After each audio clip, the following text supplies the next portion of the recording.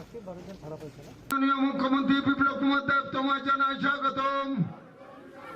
মাননীয় মুখ্যমন্ত্রী বিপ্লব কুমার দেব তোমায় জানাই স্বাগতম। বন্ধুগণ,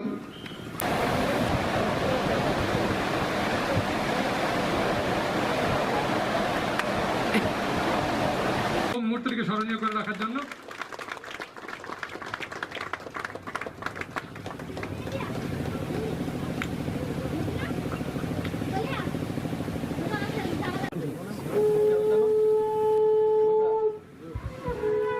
জোন বা স্টেজ আজকে তার ভিত্তিপ্রস্তর স্থাপন করবেন শ্রদ্ধেয় মুখ্যমন্ত্রী। আমাদের সঙ্গে রয়েছেন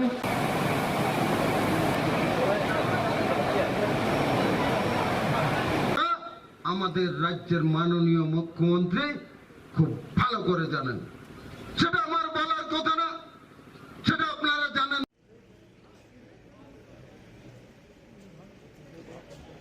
ভালো থাকতো, সুস্থ থাকতো, নিজের প্রতি খেয়াল রাখতো। হ্যাঁ, তার কাছে বিনম্র নিবেদন মঙ্গলদ্বীপ প্রজ্বলনের মধ্য দিয়ে আজকের এই অনুষ্ঠানের শুভ সূচনা মূল্যবান বক্তব্য আমি বিনম্র আহ্বান রাখবো শ্রদ্ধেয় মুখ্যমন্ত্রী মহোদয়ের কাছে। আজকের এই অনুষ্ঠানে অনেক ধন্যবাদ। আমরা এতক্ষণ শুনলাম আমরা কি চাইছি আপনারা আজকে বলতে হচ্ছে আমাকে। এতদিন কত কিছু হতো, এই সাবরুমের কথা বলছি। It's time for official welcome address. May I request Sri Tinku Roy, Honorable Chairman TIDC, to deliver official welcome address. আমাদের সঙ্গে একটু আগেই কথা বললেন মাননীয় কেন্দ্রীয় মন্ত্রী বাণিজ্য এবং উদ্যোগ মন্ত্রণালয়ের শ্রী পীযূষ গোয়েল স্যার, যিনি অনুমতি দিয়েছেন অনুষ্ঠান শুরু করার। উনি বলেছেন একদিন না 1 ঘন্টা সময় নষ্ট করবেন না।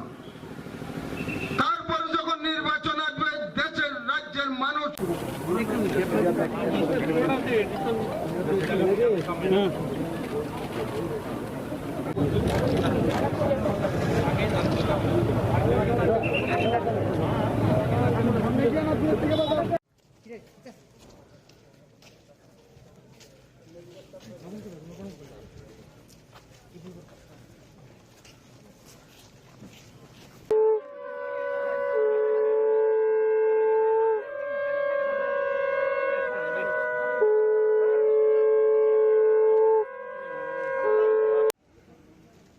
কতদিন?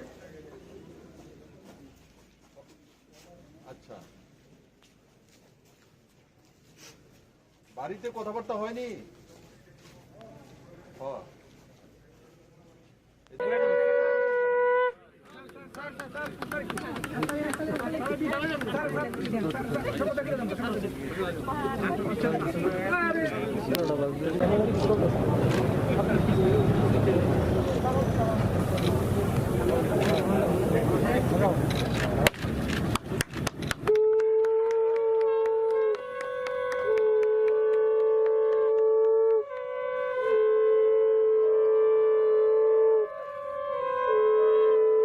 পড়তে পারেন, জানতে পারেন যাত্রা শুরু করলো ত্রিপুরার প্রথম বিশেষ অর্থনৈতিক অঞ্চল স্পেশাল ইকোনমিক জোন বা সেজ।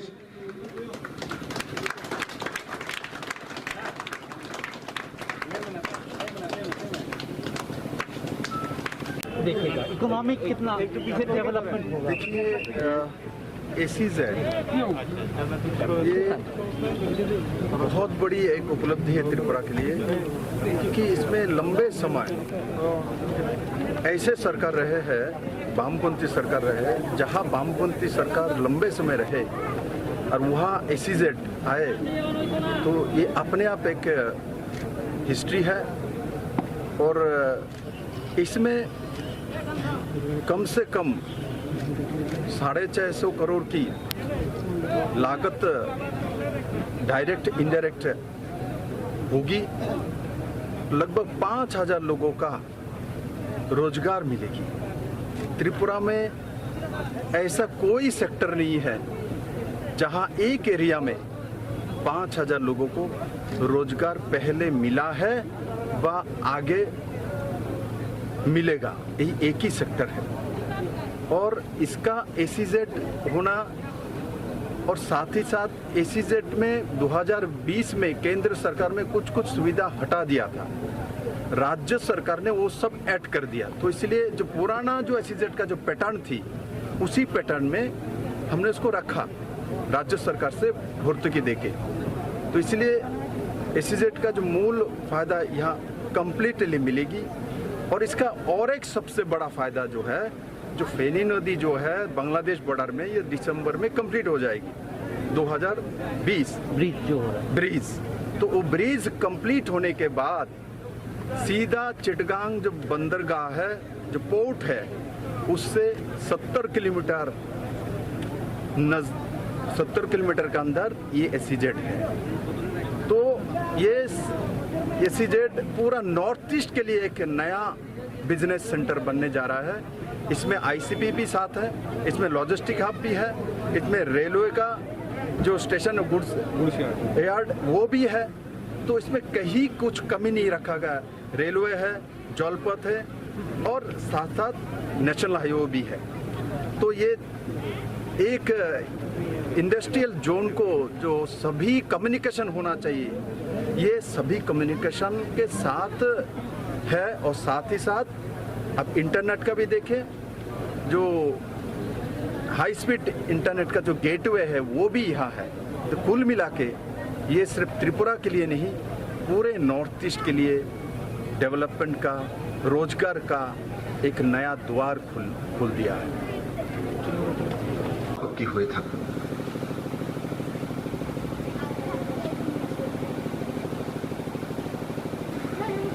কোনদিন কোন নজওয়ান ছেলে মেয়েকে বলা হয়নি যে চলুন আমার সঙ্গে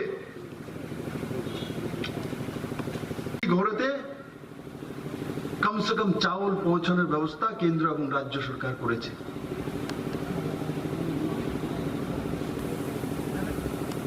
ত্রিপুরাতে এগ্রিকালচার সেক্টরে এই করোনার মধ্যে 1.5 গুণা ফসল হয়েছে, আগের চাইতে বেশি হয়েছে ফসল।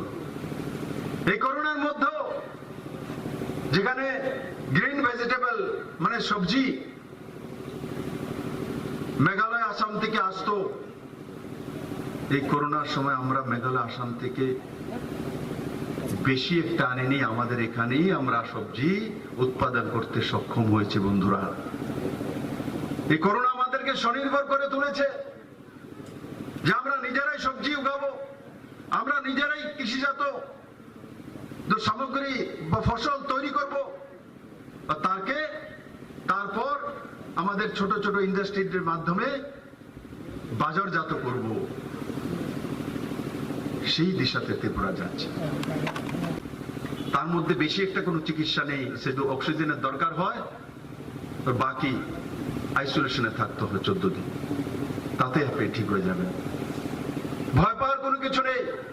কিছু কিছু পত্র পত্রিকা অতি উৎসাহিত হয়ে ত্রিপুরার মানুষকে বিভ্রান্ত করছে। ইতিহাস তাদের মাফ করবে না, আমিও তাদের মাফ করব না। ইতিহাস মাফ করবে না, ত্রিপুরাবাসী মাফ করবে না, আমি বিপ্লব দেবে মাফ করব না। আমি যা বলি তা করে যাই। ইতিহাস সাক্ষী, ইতিহাস সাক্ষী। আমি এমন একজন ব্যক্তি যার কাছে কোনো কিছুই ছিল না, শূন্য থেকে এসেছি, কিছু হারানোর আমার কাছে নেই। যা আছে ত্রিপুরাবাসী দুহাত ভরে যে আশীর্বাদ দিয়েছে মায়েরা বোনেরা, সেই আশীর্বাদটুকু আমার হৃদয়ে রয়েছে। সেই আশীর্বাদটুকু নিয়ে আমি ত্রিপুরাকে, নরেন্দ্র ভাই মোদীর যে স্বপ্ন ত্রিপুরাকে এগিয়ে নিয়ে যাওয়া, সেই দিশাতে নিশ্চিত নিয়ে যাব। কেউ আমাকে রুখতে পারবে না, কোন ষড়যন্ত্র ত্রিপুরাকে রুখতে পারবে না। কারণ ত্রিপুরার সঙ্গে মোদী রয়েছে, ত্রিপুরার সঙ্গে অমিত ভাই শাহ জেসা গৃহমন্ত্রী রয়েছে। তাহলে আর তার সঙ্গে সঙ্গে সবচাইতে যে শক্তি আমার কাছে রয়েছে সেটা হচ্ছে ত্রিপুরার আম জনতা। আর যারা সরকারি কর্মচারী রয়েছে ওনারাও রাত দিন পরিশ্রম করে ত্রিপুরাকে সুন্দর ত্রিপুরা তৈরি করার জন্য কাজ করছে। আমি আশা করি এই সাবরুম একদিন দেখার জন্য ভারতবর্ষের বিভিন্ন প্রান্ত থেকে মানুষ আসবে। তখন আমার গর্ব হবে, এই সে আমার সাবরুম। যখন আমি সাবরুম টাউনে এসেছিলাম, টাউন খুঁজছিলাম, আজকে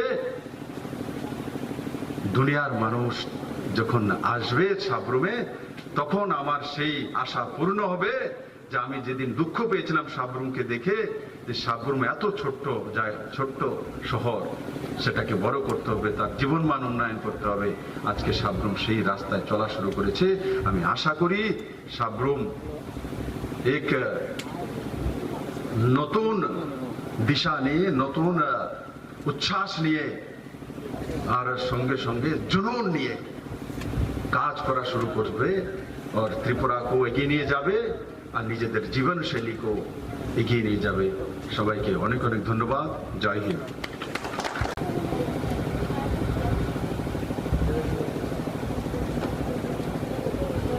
এই মহতি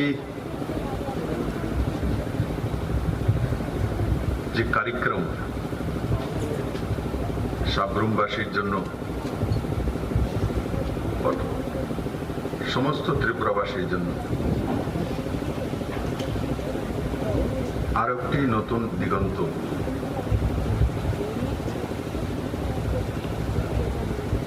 তার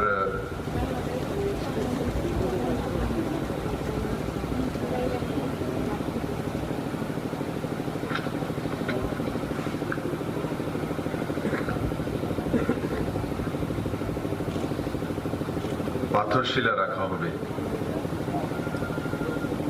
শুরুआत হবে। और ये महती कार्यक्रमे मंचे उपस्थित এই সাবরুম অঞ্চলে কর্মনিষ্ঠাবান,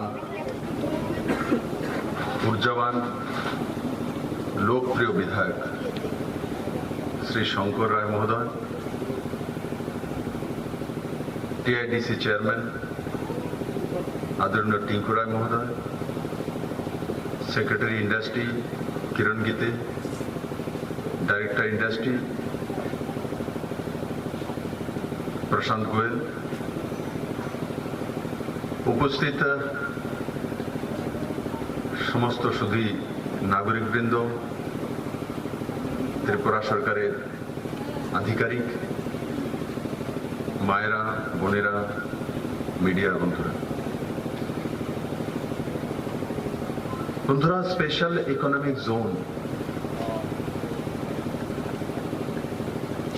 এই শব্দগুলোর সঙ্গে ত্রিপুরা কোনোদিন পরিচিত হবে আমার মনে হয় না আমার কোনো নওজওয়ান কোনোদিন চিন্তা করেছে। কারণ কি,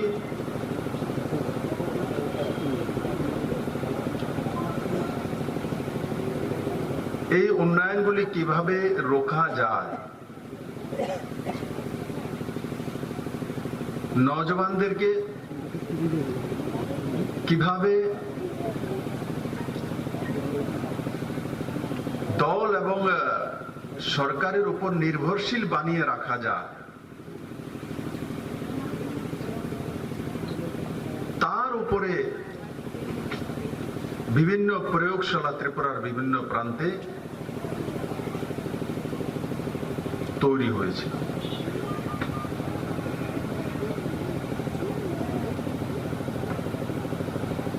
ত্রিপুরার আর্থিক উন্নয়ন হোক, নওজওয়ানরা স্বনির্ভর হোক, ত্রিপুরাতে জব ক্রিয়েটার তৈরি হোক, আত্মনির্ভর ত্রিপুরা তৈরি হোক,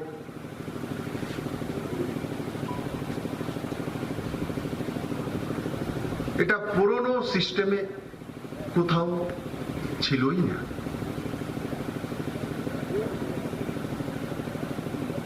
পুরনো সিস্টেমে একটাই বোঝানো হতো নওজওয়ানদেরকে,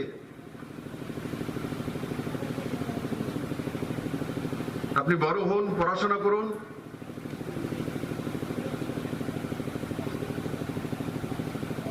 और क्वालिटी ऑफ एजुकेशन হোক আর না হোক, তো তার ফাইন্যান্স চলে আসবে।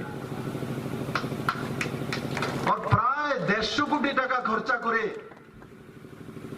150 কোটি টাকা খরচা করে এই আইসিপি নির্মাণ হবে। এবার চিন্তা করুন, সেই আইসিপি যখন তৈরি হবে তখন শত শত কন্টেনার দাঁড়িয়ে থাকবে, বড় বড় ট্রলার দাঁড়িয়ে থাকবে, আর এই সাব্রুম শহর হয়ে ন্যাশনাল হাইওয়ে ধরে নর্থ ইস্টের বিভিন্ন রাজ্যে পৌঁছে যাবে। আপনারা শুধু ত্রিপুরার জন্যই নয়, পুরো নর্থ ইস্টের জন্য অন্নদাতা হয়ে উঠছেন বন্ধুরা। ওরা নর্থ ইস্ট সাব্রুমবাসীকে দুহাত তুলে প্রণাম করবে যে সাব্রুমবাসী ফেনী নদীর ব্রিজ তৈরি করে বাংলাদেশ হয়ে চট্টগ্রাম হয়ে জলপথে সমুদ্র বন্দরের মাধ্যমে পুরো নর্থ ইস্টের ইকোনমিকে পরিবর্তন করে এক আর্থিক ব্যবস্থার নতুন দিগন্ত তৈরি করবে। শুধু এসিজে অর্ডার আইসিপি নয়, এখানেই সাব্রুম থামেনি। লজিস্টিক হাব এটাও এখানে।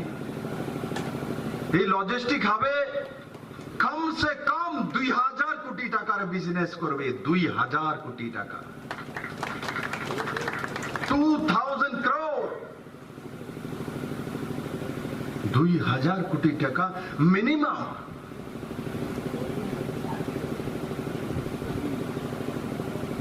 তার সঙ্গে সাব্রুমবাসী ভালো জল খাওয়ার ব্যবস্থা নেই। 2012 সনে ভারত বাংলাদেশের মধ্যে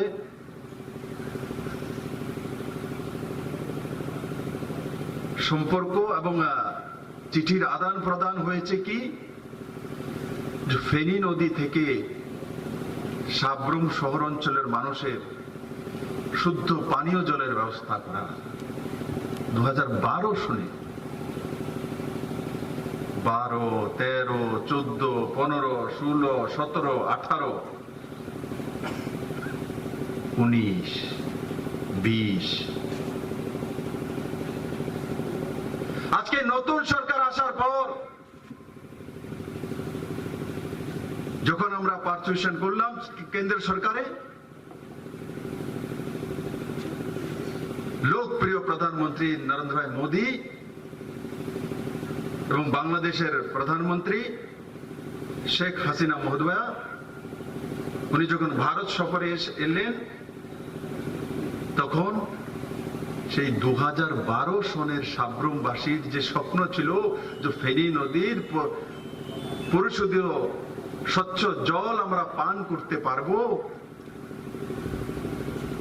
সেই স্বপ্ন দুই প্রধানমন্ত্রী পূরণ করে দিয়েছেন। আমরা লেটার লিখেছি বাংলাদেশ সরকারকে।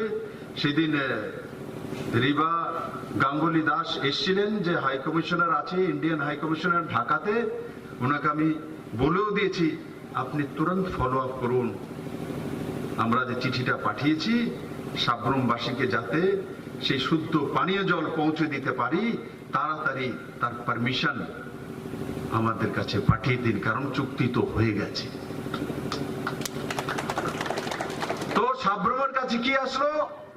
সাব্রুমের কাছে ফেনী নদীর ব্রিজ হওয়ার পর এশিয়ার সবচেয়ে লংগেস্ট ব্রিজ, যেটা দেখার জন্য দুনিয়া থেকে লোক আসে, এখন সাব্রুম দিয়ে ফেনী নদীর ব্রিজ ক্রস করে সিধা কক্সবাজার চলে যাবে। ট্যুরিজমে ডেভেলপড হচ্ছে সাব্রুম। মানুষ আসবে, কক্সবাজার যাবে, সাব্রুমে থাকবে, এসিজেড দেখবে, আইসিপি দেখবে, লজিস্টিক হাব দেখবে, বিজনেস করবে, ফেনী নদীর শুদ্ধ পানীয় জল খাবে, আর তার সঙ্গে সঙ্গে সাব্রুমবাসী সারা ত্রিপুরা অন্নদাতা হয়ে উঠছে।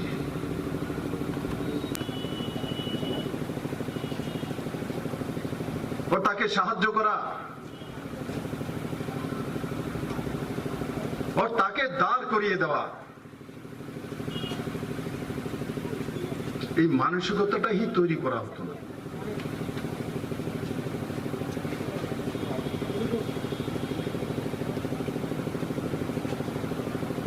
আজকের এই এসিজেড এর মাধ্যমে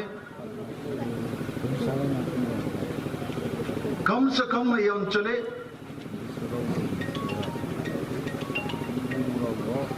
635 কোটি টাকার বিনিয়োগ হবে। আমার সাবরুমবাসী কল্পনা করেছিল যে জঙ্গলের মধ্যে 600-650 কোটি টাকা বিনিয়োগ হবে।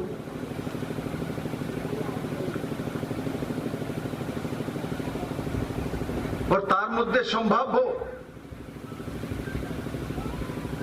5000 লোকের রোজগার হবে। 5 নয়, 50 নয়, 500 নয়,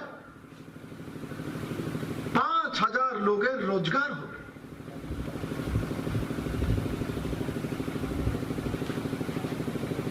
ত্রিপুরার নওজওয়ানদের চোখের মধ্যে এক জুনুন তৈরি হয়ে যাচ্ছে,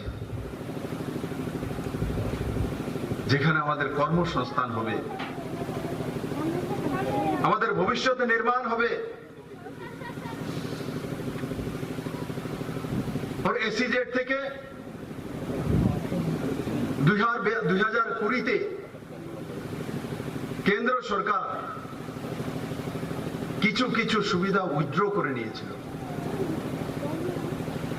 কিন্তু ত্রিপুরা সরকার টিআইডিসির মাধ্যমে সেই ভর্তুকিগুলি প্রায় জারি রেখেছে স্টেট গভর্নমেন্টের পক্ষ থেকে। কিভাবে? ইলেকট্রিসিটিতে 50% সাবসিডি, যদি 100 টাকা বিল আসে তো 50 টাকা নেবে, আর তার সঙ্গে সঙ্গে আরো 30% সাবসিডি স্টেট গভর্নমেন্টের পক্ষ থেকে। আর প্রথম 5 বছর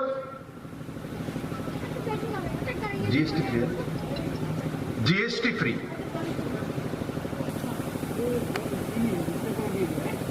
তারপরের 5 বছর 50% জিএসটি। মানে জিএসটি না দিয়ে এই অঞ্চলে স্পেশাল ইকোনমিক জোনে বিজনেস করতে পারে। আর তারপর এসিজেড এর সমস্ত সুবিধাগুলো সেই ইন্ডাস্ট্রিজ গুলি পাবে যারা এখানে ছোট বড় ইন্ডাস্ট্রি লাগাবে। কিসের ইন্ডাস্ট্রি হবে? Agriculture based, food processing, textile, rubber based, handicraft, ছোট ছোট কুটির শিল্প। আর তার সঙ্গে সঙ্গে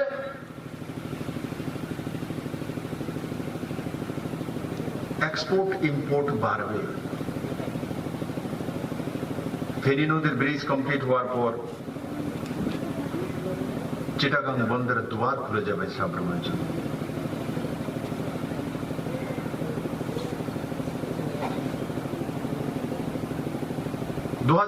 সাতে যখন 1 কোটি টাকার চাইতে কম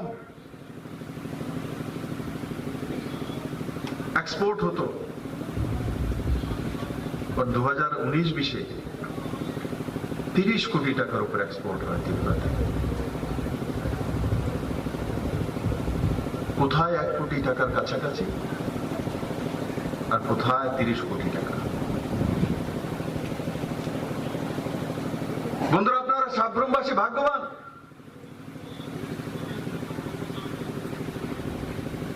এক সময় আমি যখন সাবরুমে আসতাম,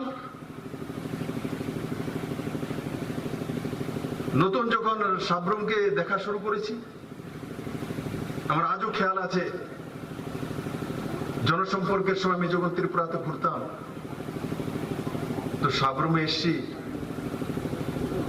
মনোবাজার পর্যন্ত আমি এসেছিলাম। মেইন সাবরুম বাজারে কোনোদিন আসিনি। সাবরুম বাজারে আসার পর মানে সাবরুম টাউন এসে আমি ড্রাইভারকে বলছি সাবরুম কোথায় টাউনটা। আমার বিশ্বাস হচ্ছিল না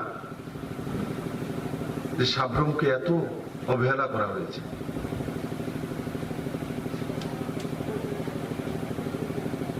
ছোট ছোট এরিয়ার বাজারগুলো আর চাইতে বড় হয়, কিন্তু উপরওয়ালা আছে।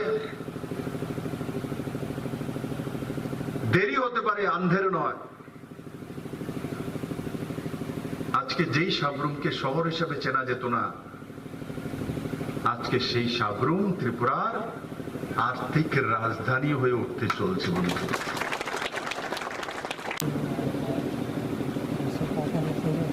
কিছু লোকের শান্তি নেই, বলে ত্রিপুরাতে তো কোনো কিছু হচ্ছে না, ত্রিপুরা তো থেমে গেছে। ত্রিপুরা থামেনি, না ত্রিপুরার নওজওয়ান থেমেছে, না ত্রিপুরার জনজাতি থেমেছে, না ত্রিপুরার মানুষ থেমেছে। তো আপনাদের গতি থেমে গেছে। নিজেকে দেখছেন থেমে গেছেন, তো ভাবছেন ত্রিপুরা থেমে গেছে। ত্রিপুরা তো অনেক দূরে চলে গেছে, আপনাদের নাগালের বাইরে চলে গেছে। আপনারা এখনো বুঝতে পারছেন না, নাগালের বাইরে ত্রিপুরা চলে গেছে। ত্রিপুরার আপনাদের হাতে আসার নয় বন্ধু, ত্রিপুরার আপনাদের হাতে আসবে না। ত্রিপুরা তো মোদির হাতে চলে গেছে, ডেভেলপমেন্টের কাছে চলে গেছে। এখন আর ত্রিপুরার বাতাসে আকাশে অবহেলিত, লুণ্ঠিত, তারপর আরো কেন্দ্র বঞ্চনা, এই শব্দগুলি ত্রিপুরাতে নেই। আর আমার বন্ধুরাও বলেন না, আমি তাদের বক্তব্য শুনি, এখন আর বলে না। এরাও ভুলে গেছে, এরা জানে না যে তাদের মধ্যে পরিবর্তন হয়ে গেছে, তাদের মধ্যে বহু একটা বড় অংশের মানসিক পরিবর্তন হয়ে গেছে। কারণ কি, এতদিন ত্রিপুরাতে সেই রাস্তাটা ছিল না। কারণ কি, এই 40টা বছর ত্রিপুরাকে সেই রাস্তা বন্ধ করে দেওয়া হয়েছিল।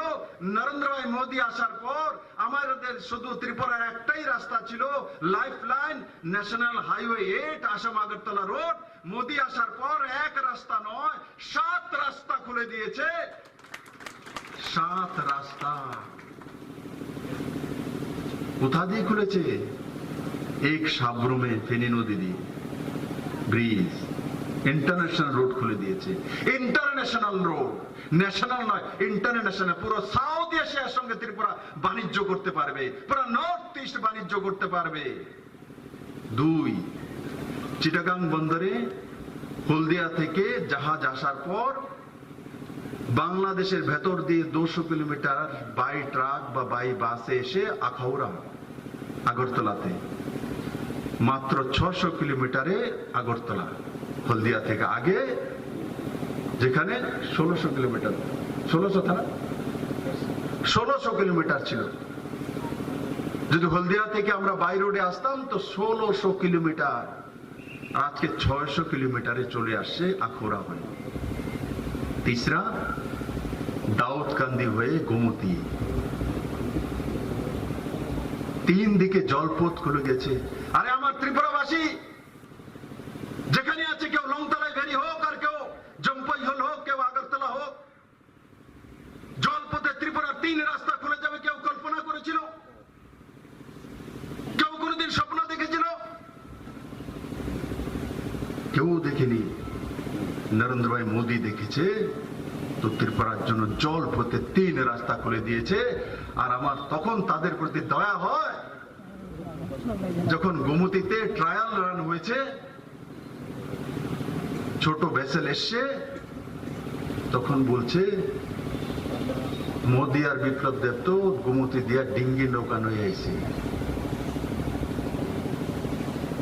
আরে মিত্র, মোদী আর বিপ্লব দেব তো ডিঙ্গি নৌকা লই আইছে, আপনারা তো কলার বেউরও আনতে পারছেন না বাংলাদেশের থেকে। বন্ধুরা, স্রোতের বিপরীত দিকে কেউ যদি সাঁতার কেটে থাকে তো জানে যে কতটা কঠিন। আমাদের ত্রিপুরাতে অনেক ছোট ছোট নদী আছে, আমরা ছোটবেলায় বা এখনো নদীতে স্নান করি। নদীর স্রোতের বিপরীত দিকে সাঁতার কেটে যে দেখেছে তে বুঝতে পারে কত কঠিন কাজ। আমিও কেটেছিলাম ছোটবেলায় গোমতী নদীতে। প্রথমবার যখন নেমেছি তো ওই পারে যাব, নদীতে তো পুরোটা সাঁতার দেওয়ার অভিজ্ঞতা নেই, পন্ডে অভিজ্ঞতা রয়েছে, পুকুরের মধ্যে অভিজ্ঞতা রয়েছে, বড় বড় পুকুরে। তো হিম্মত করে নেমেছি ডুব দিয়ে, তারপরে দেখলাম যে ওই পাড়টা একটু যাই, দেখি গোমতী নদী আজকে যাবই। ভেবেছিলাম পুকুরে যেভাবে হয়, পুকুর তো থামা জল, এদিক থেকে শুরু করব সিধা অপোজিটে ওখানে যেতে পারি। যেই মাত্র ভেবেছিলেন যে এই গেটটার কাছে যাব, সিধা এখান থেকে শুরু করেছি, দেখি স্রোতে নিয়ে যাচ্ছে আরেক দিকে আমাকে। ভেবেছিলাম তখন প্রাণই চলে যাবে, কিন্তু প্রাণ যাওয়ার ছিল না, কারণ ত্রিপুরার মানুষ আমাকে এখানে বসিয়ে। ত্রিপুরার মুখ্যমন্ত্রী হওয়ার জন্য আমার জীবন বেঁচে গেছে। ও গোমতী নদী দিয়ে চাইছিলাম এদিকে যেতে, আর অন্যদিকে স্রোত নিয়ে আমাকে কমসে কম ওই পারে পৌঁছে দিয়েছে। আর হাবুডুবি খেয়ে কমসে কম সাঁতার তো জানি, প্রাণে বেঁচে গেছে। তো যারা বলছে ডিঙ্গি নৌকা, তাদেরকে বলবো একবার গোমতী নদীতে উল্টো দিকের থেকে একবার সাঁতার কাটে দেখুন, তখন বুঝবেন যে নৌকা আনতে কত পরিশ্রম হয়। ইতিহাস হয়েছে, পুরো দুনিয়া ত্রিপুরাকে চিনে গেছে। পুরো দুনিয়ার বিজনেসম্যানের মধ্যে একটা সব ভ্রান্তি ছিল যে ত্রিপুরাতে বিজনেস করতে যাবো, জলপথে নিয়ে তো কোথা দিয়ে করবো, কারণ জলপথে সবচেয়ে খরচা কম হয়। নরেন্দ্র মোদী সেটাও করে দিয়েছে। এখন শুধু আসাম আগরতলা রোড নয়, এখন ত্রিপুরার জন্য 3 দিকে জলপথ আর 4 দিকে স্থলপথ খোলা আছে, 7 দিকে খোলা আছে। 7 দিকে মোদী খুলে দিয়েছে। কেমন? রেলপথে, যেটা ধর্মনগর হয়ে বিলুনিয়া সাবরুম পর্যন্ত রয়েছে। তারপর আরেকটা অল্টারনেটিভ সার্ভে হয়ে গেছে রেল লাইনে, একটা ট্র্যাক আছে, আরেকটা ট্র্যাক হবে। আবার ধর্মনগর কৈলাস শহর পেচারথল 750 কোটি টাকার বাজেট তৈরি করে রেল মন্ত্রণালয়কে পাঠিয়ে দেওয়া হয়েছে। আবার আখাউড়া হয়ে বাংলাদেশ হয়ে কলকাতা পর্যন্ত রেল লাইনের কাজ চলছে। অল্টারনেটিভ আরেকটি ন্যাশনাল হাইওয়ে আগরতলা হয়ে খয়ের পেছন দিক দিয়ে আসাম পর্যন্ত যাচ্ছে। কত দিকে খুললো? আগে একটা মাত্র লাইফ লাইন ছিল আসাম আগরতলা রোড, সেখানে ধর্না পার্টিরা ধর্নায় সারা জীবন বসতেন, মিছিল মিটিং করতেন, বাকি কাজ বর্ষার সময় ল্যান্ডস্লাইডিং হতো, ও ত্রিপুরাকে বন্ধ করে রাখতেন, ত্রিপুরার এক্সপোজার হতো না। আজকে কোন জায়গা বসে কাজ হবে না, আসাম আগরতলা রোডে বসবেন তো ফেনী নদী দিয়ে কাজ চালু হয়ে যাবে, ব্রিজ দিয়ে। যদি ফেনী নদীতে বসতে আসেন তো গোমতী দিয়ে চালু করে দেবো, আর গোমতী দিয়ে যদি আসেন তো আখাউড়া দিয়ে চালু করে দেবো, আর আখাউড়াতে যদি আসেন তো আখাউড়া টু বাংলাদেশের রেল লাইনের উপর দিয়ে চালু করে দেবো। এটাও যদি আটকান তাহলে অল্টারনেটিভ যে রেলওয়ে ট্র্যাক তৈরি হবে তা দিয়ে শুরু করবো। কোথায় কোথায় যাবেন, কোথায় আন্দোলন করবেন? আন্দোলনের জামালা ত্রিপুরা থেকে চলে গেছে, এখন ত্রিপুরা কাজের পালা। কাজ করতে হবে ও ত্রিপুরাকে সর্বশ্রেষ্ঠ ত্রিপুরা বানাতে হবে, শক্তিশালী ত্রিপুরা বানাতে হবে। আর বন্ধুরা, এই করোনার সময় আমি আপনাদেরকে বলবো সাবধানতা অবলম্বন করুন, মাস্ক পরুন, সোশ্যাল ডিস্টেন্সিং মেনটেন করুন, আর কমসে কম মাস্ক পরা, আর মাস্কটা ডেইলি একটা মাস্ক না পরুন, কিন্তু সেটাকে ওয়াশ করে নিন, ধুয়ে নিন রাত্রিবেলা, তারপর সেটা পরুন। মাস্কটা ছাড়বেন না। এই করোনা আমাদেরকে পরাজিত করতে পারবে না। আমরা প্রত্যেকটি ডিস্ট্রিক্টকে স্ট্রেংথেনিং করেছি, ডিস্ট্রিক্ট হসপিটালকে করেছি, যাতে দৌড়ে আগরতলাতে না যেতে হয়। বাড়ির মধ্যে বড় বুজুর্গ যারা আছেন তাদেরকে দেখভাল করুন, তাদের যদি শরীর খারাপ হয় তৎক্ষণাৎ হেলথ ডিপার্টমেন্টে ফোন করুন, ডিস্টেন্সিং মেনটেন করুন আর কমসে কম মাস্ক পরা আর মাস্কটা ডেইলি একটা মাস্ক না পরা পরুন কিন্তু সেটাকে ওয়াশ করে নিন ধুয়ে নিন রাত্রিবেলা তারপর সেটা পরুন মাস্কটা ছাড়বেন না এই করোনা আমাদেরকে পরাজিত করতে পারবে না আমরা প্রত্যেকটি ডিস্ট্রিক্টকে স্ট্রেনথেনিং করেছি ডিস্ট্রিক্ট হসপিটালকে করেছি যাতে দৌড়ে আগরতলাতে না যেতে হয় বাড়ির মধ্যে বড় বুজুর্গ যারা আছেন তাদেরকে দেখভাল করুন তাদের যদি শরীর খারাপ হয় তৎক্ষণাৎ হেলথ ডিপার্টমেন্টে ফোন করুন আপনি আপনার বুজুর্গকে বাঁচাতে পারেন তার মধ্যে বেশি একটা কোনো চিকিৎসা নেই শুধু অক্সিজেনের দরকার হয় বাকি আইসোলেশনে থাকতে হবে 14 দিন তাতে আপনি ঠিক হয়ে যাবেন ভয় পাওয়ার কোনো কিছু নেই কিছু কিছু পত্র পত্রিকা অতি উৎসাহিত হয়ে ত্রিপুরার মানুষকে বিভ্রান্ত করছে ইতিহাস তাদের মাফ করবে না আমিও তাদের মাফ করব না ইতিহাস মাফ করবে না ত্রিপুরাবাসী মাফ করবে না আমি বিপ্লব দেবে মাফ করব না আমি যা বলি তা করে যাই ইতিহাস সাক্ষী ইতিহাস সাক্ষী আমি এমন একজন ব্যক্তি